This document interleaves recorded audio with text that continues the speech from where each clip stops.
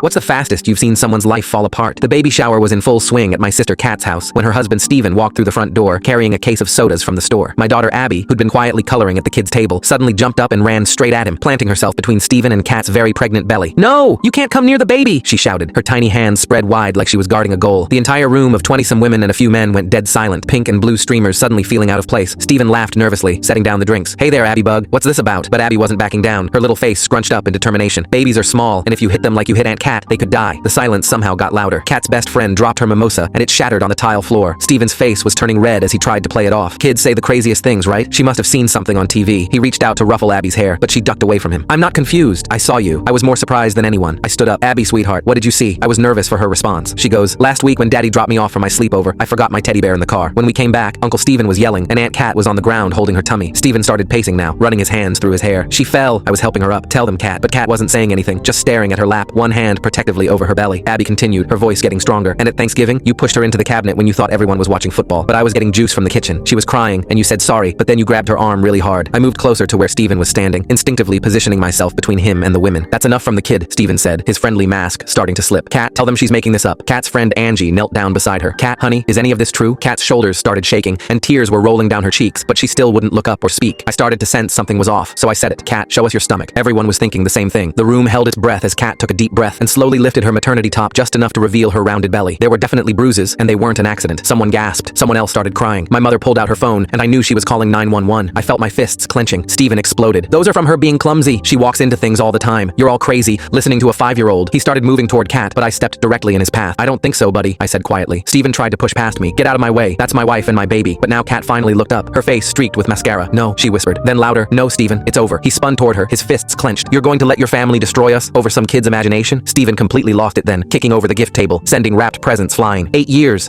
I've put up with your family's crap, and this is what I get." He pointed at Abby, who I'd pulled protectively against me. "That little brat ruins everything." We literally had to hold him back. "You're nothing without me, Kat. Nothing. Who's going to want you with a kid? You'll come crawling back." Kat's friend was already on the phone with the police, giving them the address. Kat stood up, supported by Angie and my mother, her voice growing steadier. "The only person who's nothing here is you, Steven. You're a coward who hits a pregnant woman." He tried to break free again, nearly catching me in the face with his elbow. "When I get out of this, you're all going to pay. Especially that little. Don't you dare threaten my daughter," I warned, tightening my grip on him. The sound of sirens was getting closer. The police arrived within minutes, and Steven was still fighting as they put him in handcuffs, screaming about false accusations and his rights. As they dragged him toward the door, Abby wiggled free from my arms, looked right at him, and stuck her tongue out while waving goodbye, which, despite everything, made everyone burst out laughing.